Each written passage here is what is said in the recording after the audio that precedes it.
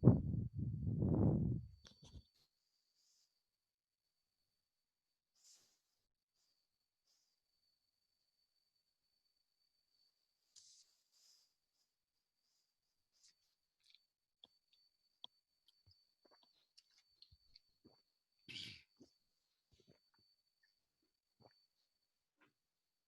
afternoon, sir.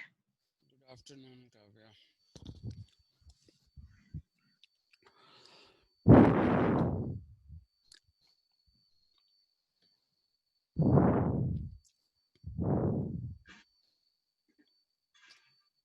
Today is Saturday, right? Yes, sir. Do you remember what is in the third unit, Kavya? I'll see, sir. 1 minute. Yeah.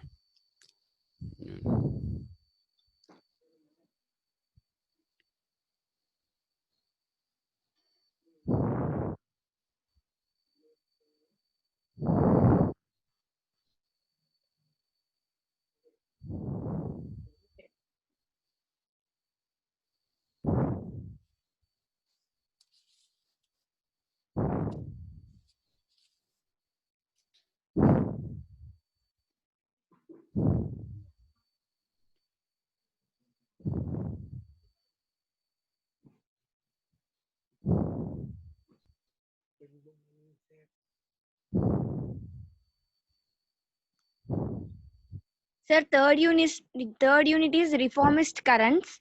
Tiruvallavar Kabir Vemana. Reformist current. Currents. Currents. My God. Yes, sir. Tiruvalluvar, Jesus Christ. Why? What Kabir and have, Vemana. what have these people even got to do with?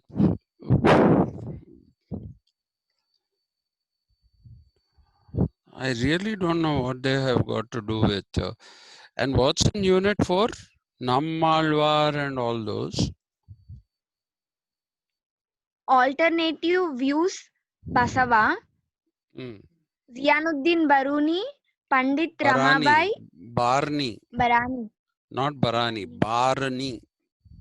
Barani. Hmm. Basava,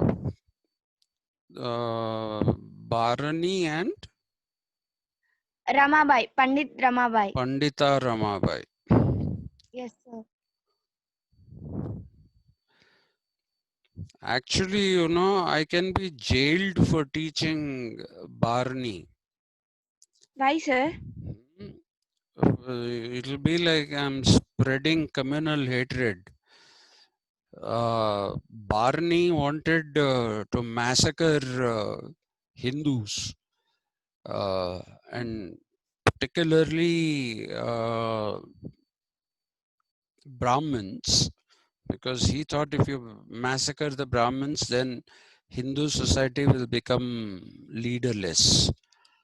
So he was a close aide of Muhammad bin Tughlaq.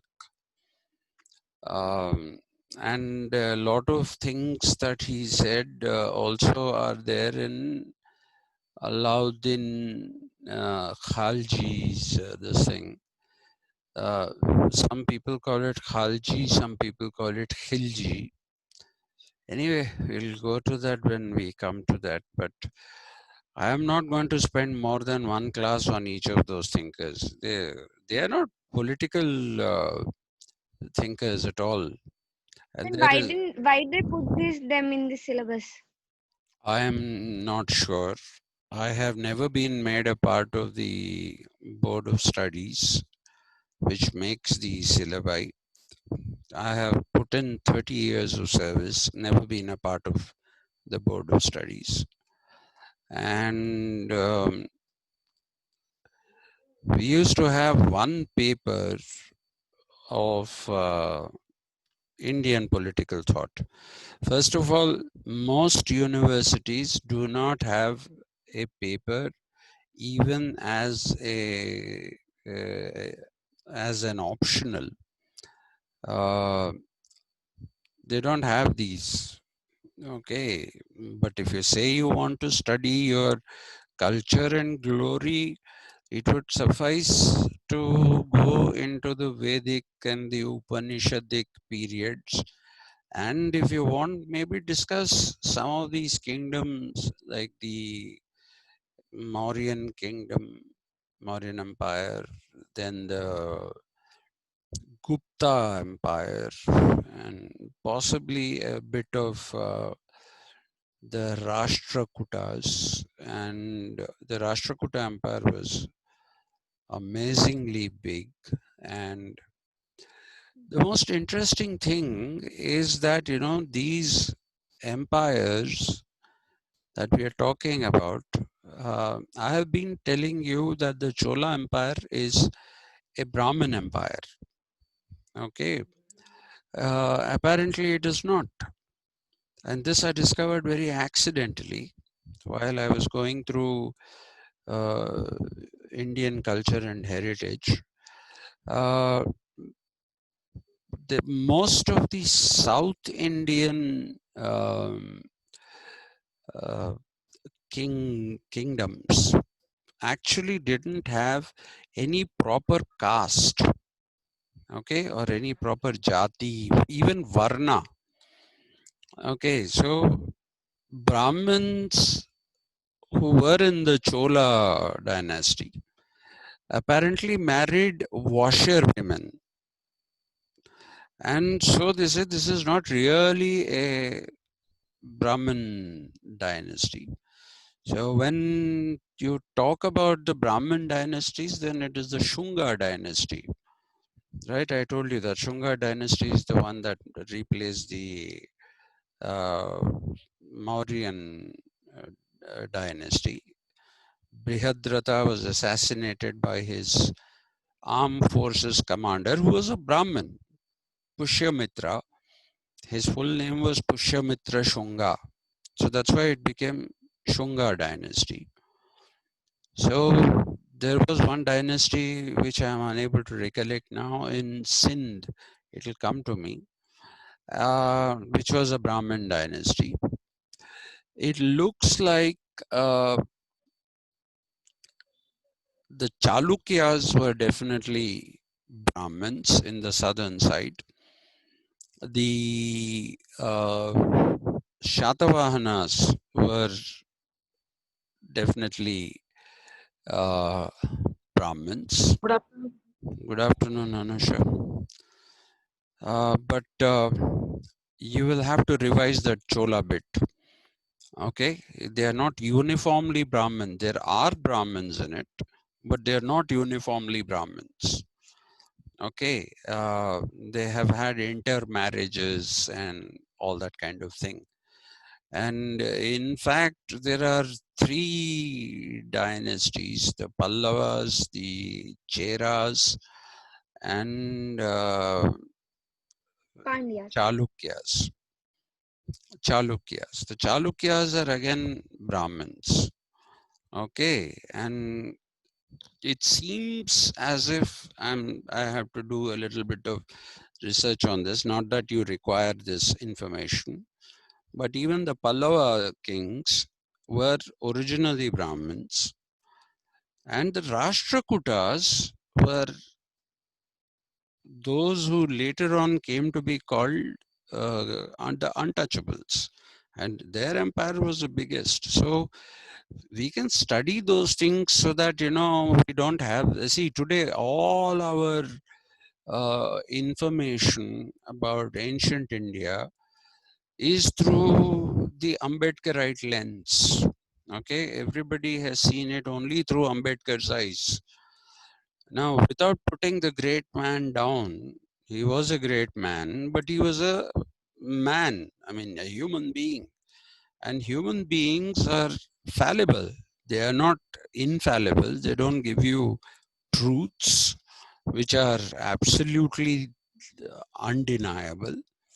So, what has happened is that we have had an increasing emphasis upon this whole thing of the caste system. So as we keep calling it.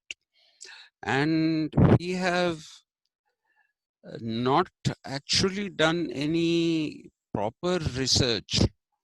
We haven't done any proper research on various kingdoms. That is what we should have done after studying things like Dharma and all, which were the Vedic period, you know. So the Vedic period and a little bit of the Upanishadic period, and then after that we possibly, if at all we wanted to, study these, because these can debunk some of the popular perceptions that exist. Okay, the fact that there are Shudra empires which outnumber both the Brahmin and the Kshatriya empires. One hardly can find a Kshatriya empire at all. So, you know, that calls into question the Chaturvarna system, uh, about how it was actually deployed in ancient Indian society. So that is what maybe we should have done, not all this Pandita Ramabai, Kabir, Nammalwar, and then uh, the, you know, Tiruvalluvar. I don't know why we are studying all these people. And Ziauddin Barni, instead of him, if you really want to study someone, a better person to study would be Amir Khusro, because at least Amir Khusro was somebody who was a Sufi saint, and he did have some influence on Islam in terms of reforms in Islam. So Amir Khusro is somebody who should have been studied, not Ziauddin Barni. Ziauddin Barni is, if you read V.R. Mehta's book and all that, you'll find that he is completely castigated for his hatred. For he tried to spread hatred towards the people whom we today call Hindus. Uh, but actually, Hindu, there's no, I told you it's a synecdoche, you know, where you take one part and confuse it for the whole. Okay, so anyway, we'll talk about that some other time, perhaps, when we. Let's get on with what we were doing, and just to have some continuity, we were doing the Saptanga theory. And in the Saptanga theory, I told you, please don't call it 7 elements. Okay, they are not elements. Elements are water, fire, those kind of things become elements. Okay, so even metaphorically, these are not elements. Obviously, it's a metaphor. When you say anga, uh, it is a metaphor. Okay, some kind of a comparison or something. But it is not like an element. It is like a limb, Limb, 7 limbs. And people say it's 7 elements of the state. They are not 7 elements of the state. They are 7 limbs of governance in a kingdom. If at all you want to call it a kingdom, that is what it is. In a kingdom, 7 elements of, to use a phrase from modern uh, our contemporary times, good governance, you know. And like I told you, that there is a bit of a controversy about is this the work of Chanakya or Kautilya, or is this something that existed in the lore? Okay, LORE. I won't call it folklore, because folklore is something that goes into the people. That is the Janapada, not Janapada. Okay, folklore is Janapada. So it's not even folklore, it might just be a lore that was there. Maybe somebody created that and floated it around. We don't know. But like I said yesterday, there isn't enough evidence of this to say that this came from the Vedic period and that it is there in the Vedas. Okay, because there are certain things here which are very pragmatic, and therefore it is unlikely that they came from the Vedas. It is more likely that this is indeed Chanakya's or Kautilya's work. So we were talking about the Swamin uh, that is supposed to have been the first limb of the Saptanga, or the 7 limbs of good governance. The first is the Swamin, and the Swamin is the king. So some people would say, don't use the Swamin, because Swamin also, first of all, is used with reference to divine deities, or it is used in the context of uh, rishis and you know, uh, people who have become sannyasins. Okay, sannyasins, some of them also became swamins. So, or it could be a divine deity, like I was trying to tell you yesterday. In when it comes into uh, Hindi, it becomes Swamiji. Okay, they talk to people as Swamiji.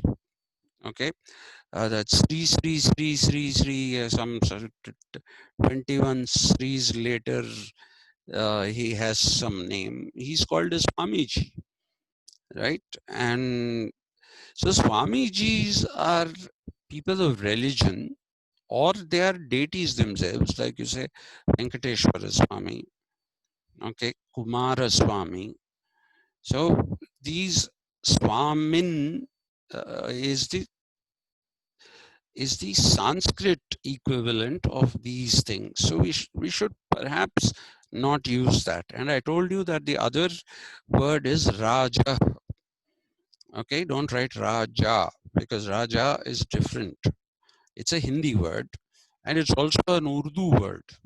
Okay, it has also found its way into Urdu through Sanskrit, no doubt about that. It has gone into Hindi and Urdu through Sanskrit, but once it has gone into those kind of things, those languages, you do find that its meaning changes.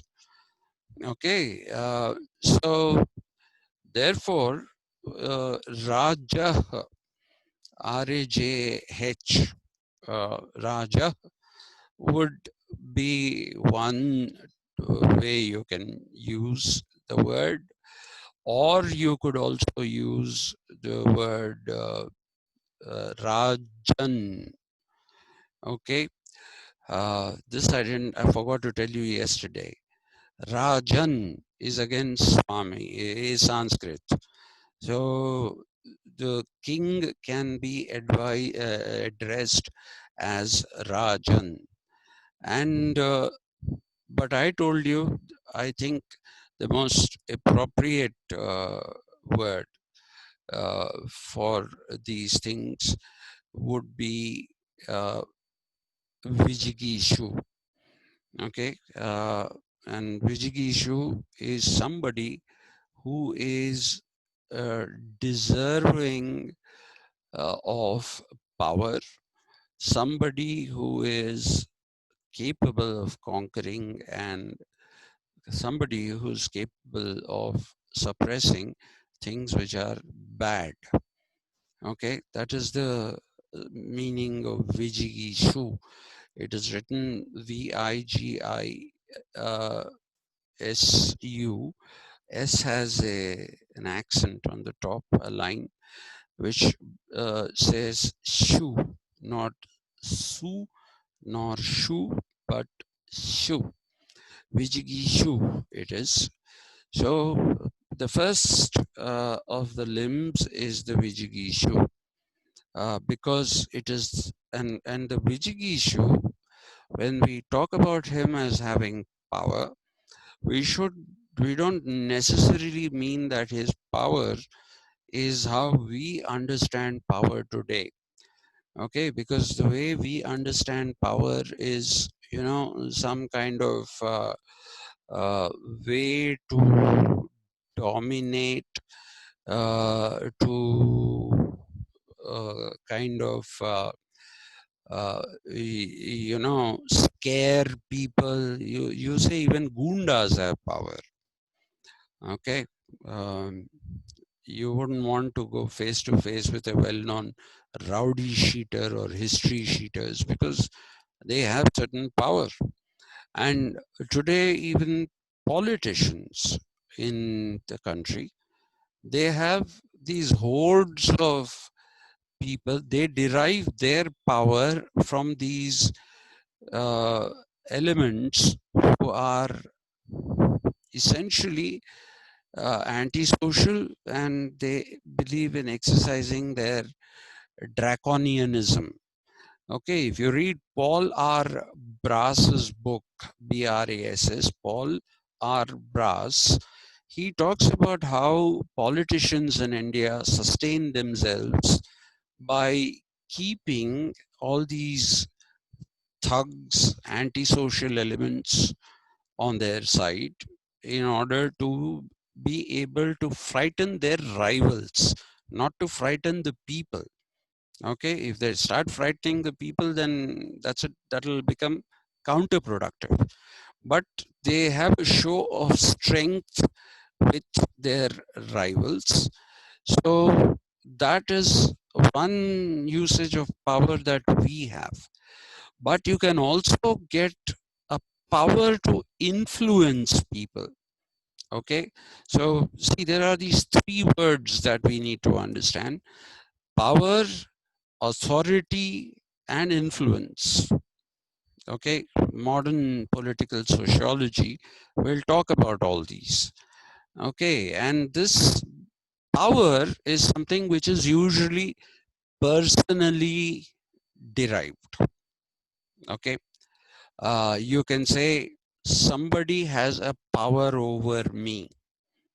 They have a power over me in the sense that I tend to listen to what they tell me. I don't contradict them.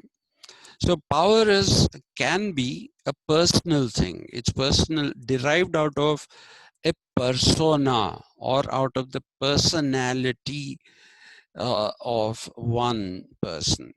Okay, so that is usually how we use power now.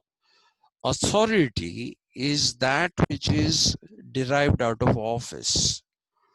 Okay, now you will find that people who hold offices uh, need not necessarily, they may have authority, but if they do not have personal power, then they are not in a position to properly exercise their authority.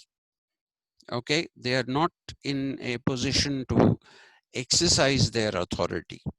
Okay, why are they not able to exercise their authority? Simply because of the fact that they don't have personal power, because of which they do not have courage. They are afraid of what might happen. Okay, and that is so typical of, say, a modern bureaucracy in India. Okay, where everybody is trying to pass the buck to someone else. You say, no, no, this is not my uh, field. This is somebody else's field. So that is authority, and authority in itself without some personal power means nothing.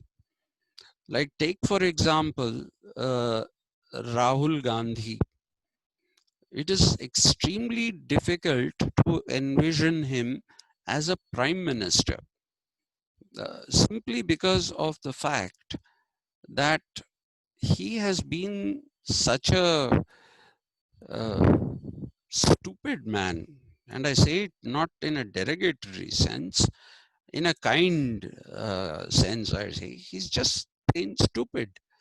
Okay, he does not know what to do. If you give him the office of the president of the Congress party, he didn't know what to do with that office.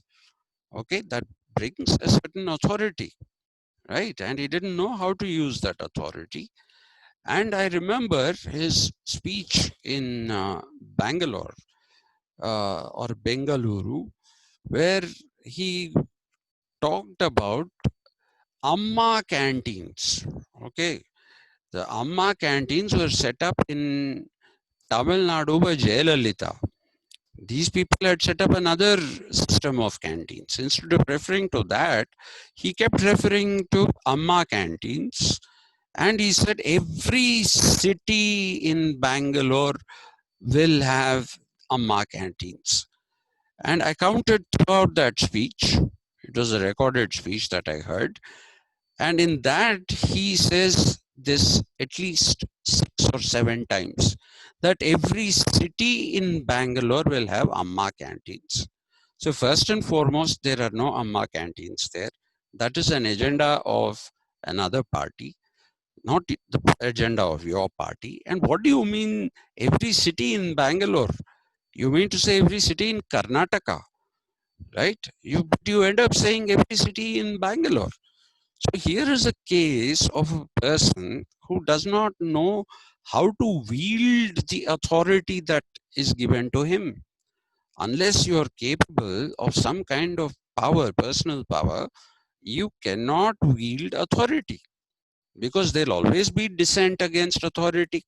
So whenever there is a dissent against authority, you should know how to deal with that dissent. Okay, and dissent here is dissent, the opposite of consent, right? So he didn't know how to deal with dissent. So we have this kind of a situation. A Raja could also be a Raja, but does he really have, or a Rajan or a Rajendra? Okay, these are words that are also used in the context of the Saptanga theory. Raja, Rajan and Rajendra. Okay, Rajendra though is like not a very good idea, because Rajendra is a combination of two things. One which is Raja, and the second one is Indra. Okay, Indra is supposed to be the kingdom, or the king of the Suras or the Devas, as they are called. Okay, Suras or Devas, their king is Indra. Okay, and a Rajendra is like a king among kings, a king of kings. And usually under a Rajendra, there are several Samantas who are independent. We will understand this when we go to the Mandala theory. But usually there are Samantas who are in them, who themselves are kings, but they defer or bow to the superiority of this one king. But it does talk of capture the spirit of, you know, that person having a certain kind of power. But I personally feel the best word to use here is a Vijigishu, because a Vijigishu is somebody who is getting all the what should I say, all the power that he has uh, out of not just brute force, but also out of wisdom. Okay, and wisdom here need not necessarily mean scholarly wisdom. Wisdom can mean, you know, your ability to read a situation and accordingly act accordingly, react to the situation the way it should be handled. That is what we see as a quality of a Vijigishu. So wisdom in the non-scholarly sense, if there is a scholarly wisdom, that is also fine. It's not like it is some kind of a, what should we say? It is some kind of a hindrance for somebody who is a Vijigishu. It doesn't become something that stops you from becoming a Vijigishu. If you have scholarly wisdom, that is also most welcome, but you need to have commonsensical wisdom as well. Okay, commonsensical wisdom is very underemphasized. And I think Bertrand Russell, though this is not the context to quote him, he once very famously said that the great thing about common sense is that it is so uncommon. Okay, so that is in a way, I think, very correct. And most people think they have common sense, but they don't. And so a Vijigishu is perhaps a better word to use, and that is the first limb or the first anga of good governance as suggested by Kautilya or Chanakya. The second thing that he talks about is Amatya. Now, there is a little bit of confusion here. An Amatya is an advisor. Okay. People have translated Amatya as minister. Please do not do that, because minister as a word has a Christian connotation. Okay. You'll say the ministry of the Lord. Okay. And it is priests in Christianity who have administered, again, that is where administer has minister in it. Okay, they have administered oaths, they have, tried to uh, teach the appropriate kind of thing to people. So ministrations are services offered by people of God in Christianity. And both in our education system and in our political system, we do find the involvement of Christianity in a big way. Because once the Anglican Church came into being post the Reformation, you will find that a lot of these words, since the king declared himself as the head of the Anglican Church, a lot of these words came into the domain of governance. So ministers is one of those. A university, I told you when we were doing hermeneutics in the second semester, I told you that it is something which is concerned with the Bible. Okay, and so university, okay, is because you believe that there is a oneness in the universe. It's not a multiverse. It's not there are many verses, just a single verse. Okay, and therefore, if you look at it, it is a Christian thing. And so one shouldn't use that word minister. We used to use lecturer, reader. Okay, all these are designations of people serving in the church. Okay, a lecturer used to go to the lectern and read out the day's program. A reader used to go and read out the contributions made to the church and to the community by prominent members. So that's how these designations, lecturer, reader, came into being. And the university was a place where people, the scholastics it later became scholars. They were studying the Bible in the university. Seminars, we talk about a seminary, is where you have all these sacraments and books pertaining to the Christian religion, and we use it on a daily basis now. But at one time, a seminar was if somebody presented something. So please don't use the word minister. You should stick to Amatya. Now, one confusion that is there, which I should clear, Amatya, lot of people think that since we are saying Amatya, uh, it was Chanakya's belief that you should have only one advisor. Okay, the meaning is advisor. One who gives you advice about what to do and how to rule. Okay, how to have good governance.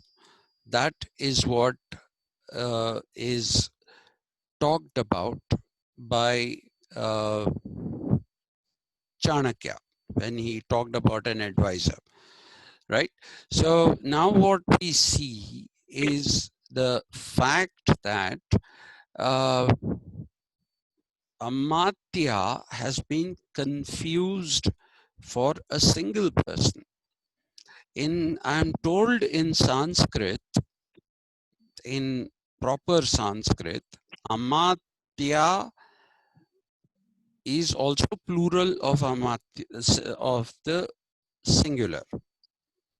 Okay, whether you like, for example, in English nowadays, thanks to the Americans, the English language has gone for a toss.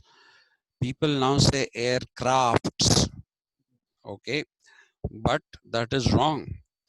That is wrong English. It's plain wrong English.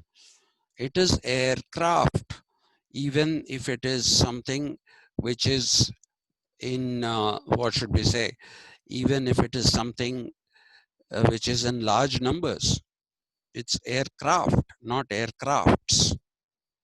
Okay. So there are many words like that, which even in the plural are not different from the singular. Okay. The Rohingya, as they are being called today, we don't say Rohingyas. They are the Rohingya. Okay. So technically, therefore, Amatyas doesn't have to be one person. In fact, Chanakya clearly had a group of people, a group of wise people, properly educated in the Shastras and also possessing wisdom that comes out of, you know, being leading a life uh, and observing everything around you. That was very important for him. So the Amatya, if you want in English, you can write it as Amatyas. Okay, but in Sanskrit, it is Amatya, and it can be a group. But I suggest you write it as Amatyas because I doubt very much whoever will be evaluating the paper will know this. I have my own doubts. Okay, so he talked about a group of advisors who were the Amatyas, and these people would actually uh, give advice, good advice to the king, and aid and abet in the proper administration of his kingdom, or having good governance in this kingdom. Okay, so that is something that you must remember. So it is Amatyas. If you want to write in English, that is, I guess, it is acceptable. Now, the third thing that he talks about is the Janapada, the third Anga, the third limb.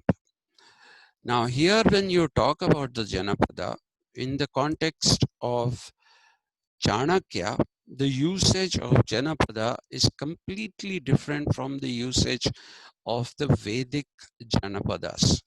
When we talked about the Vedic Janapadas, I told you that they were some kind of primitive republics with chieftains. Okay, they only had chieftains who were not living in large palaces and things like that. They did not wear crowns. They wore turbans like everyone else did. It's a fascinating thing, right from ancient times to modern times. The turban is a thing that has persisted, though it is slowly dying out now. Even now in rural areas, a lot of people wear turbans. I don't know why. I never understood this. I should try and understand the significance of wearing a turban. So they didn't wear any turban, which was very different from the other people, the common people. So Janapadas in Chanakya's case have to be interpreted literally, okay, which is the steps of the people. Jana is people, pada or pada is the foot. So footsteps of the people. So what is he implying through this Janapada? Through the Janapada, what he is implying is primarily people and the territory in which they live. Because please remember, unlike the old Janapada, where it was like a village or a slightly larger village, uh, people all lived in a village. That was the Janapada. But in this context of Chanakya, where we are almost talking about, not almost, we are talking about empires, where he wants you to have vast forests, he wants you to have hills, hillocks, mountains, he wants you to have uh, perennial water sources. These are all places where you do not get uh, people. Okay, so administration is not just of people, but it is more than that. So he's saying, please pay some extra attention to your people and the territory in which they live. Okay, which is a part of your own kingdom. But like, for example, here people talk about, see, we had those rains and there was no proper storm water drainage. So my car went for a toss. It was in the garage for 1 month. Came back. I thought it would be in pieces. Thankfully, it didn't come back in pieces. It came back pretty new. It was a new car. So that is the kind of thing he has in mind. Make amenities available to the people. Okay, make amenities that people require, make them available to the people. That is the Janapada. So this Janapada is very different from the Janapada, which is the other one in the Vedic times. So the Chanakyan Janapada is completely different from the Vedic Janapada.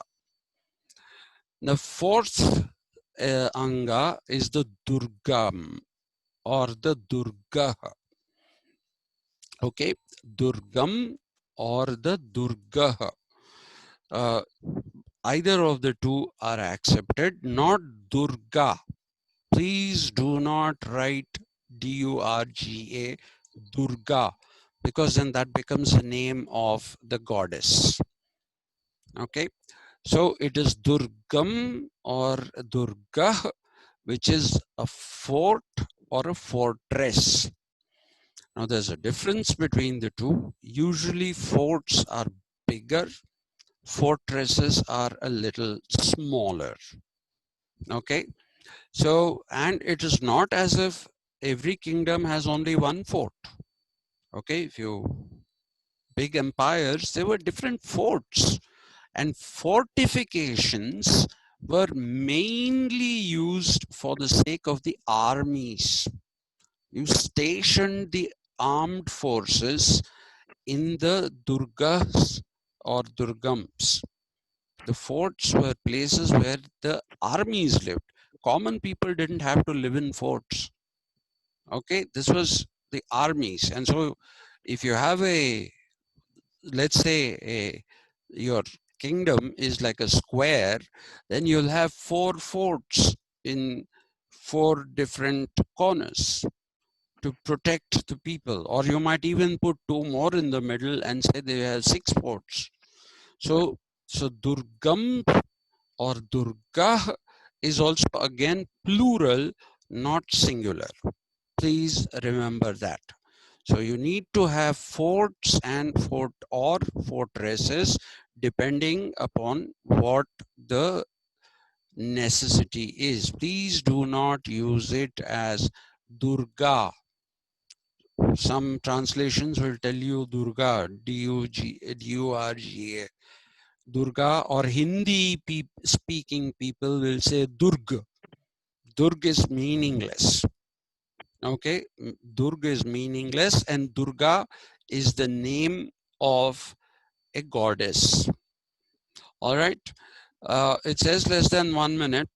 I wish I could have finished this today, but on Monday, I think I'm going to bulldoze through Saptanga and Mandala. Okay, and please, your second semester internals, I hope everybody has sent them. I have downloaded a few. I'm hoping that the others also have. I don't even know if